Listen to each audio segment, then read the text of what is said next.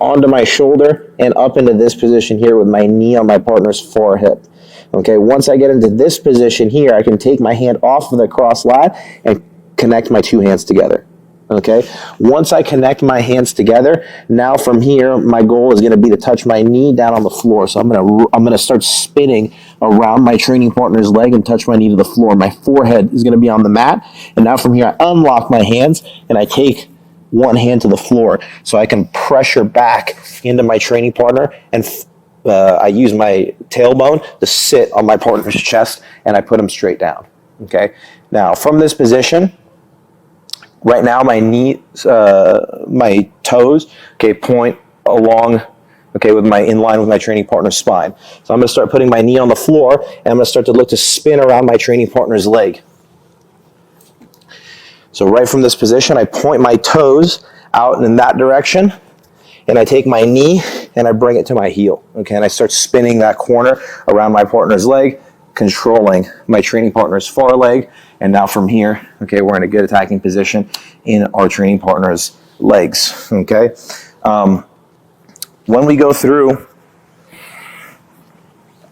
and start spinning and start getting into this position, couple different ways that this can happen, okay? Maybe from here, potentially, I was in this position and I tried to go into the previous technique where I scissored my training partner, okay? But from here, I couldn't quite get my training partner that far off of me, and maybe from here, he starts driving his knee down towards the floor. That creates a situation where I can bring my hands into place, okay? Because he brought that leg a little bit closer towards me.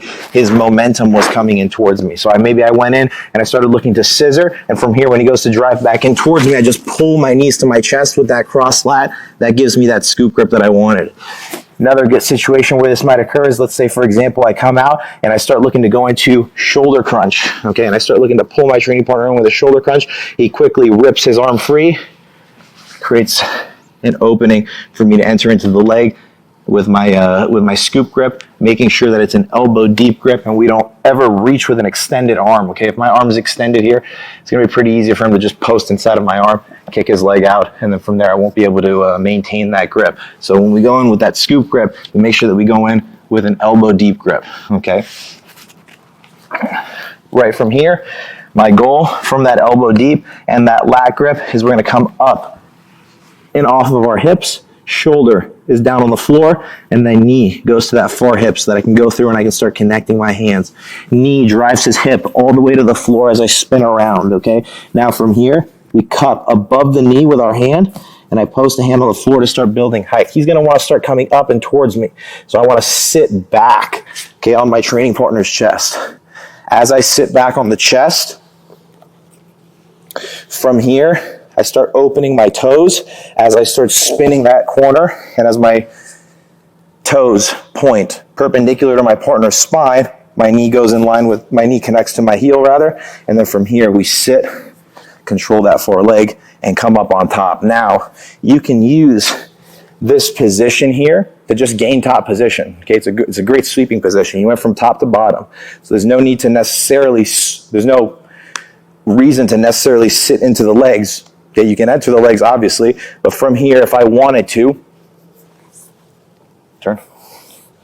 From here, if I wanted to, there's nothing wrong with me from here, starting to look to turn into my partner, sit back, digging an underhook, and now I'm chest to chest, flattening him out in half guard, okay, ready to start passing. So you do have that option as well, okay? You sat up, came up into top position, regardless of whether or not you want to spin the leg, or you want to enter the legs, or come up on top. We can use this technique, okay, either way. Now, one of my first finishes with inverted heel hooks in competition was using this leg entry, and it was at 2021 East Coast Trials, the trials that got me into ADCC. And so what happened though is when I spun the leg, okay, my training partner stayed on his knees, okay? So this can happen, especially if you don't push back into your partner, okay, and start building height with your head. If you maintain your hands locked, which is what happened with me, and I'll show you guys what it looks like in a second, but if you maintain your hands locked and you don't build up to height, this can happen, and you gotta act kind of quickly because you can get stuck in this position. So let's switch sides. So from here, what we're gonna do is I'm gonna go into that exact same motion where I go into that scoop grip and that lat grip, and I start building height and I keep my hands locked. Only this time your training partner stays stable, spreads his knees wide, good, and from here I spin the leg successfully, but I keep my hands locked and we end up kind of in this position here. Okay, so I didn't sit them down. Okay, let's go back a half step. From here, what you would wanna do is I wanna come up onto my hand and I wanna start looking to push back into my partner. But what happened with me is I kept my hands locked and I fell back and into this position. Rotate a little bit.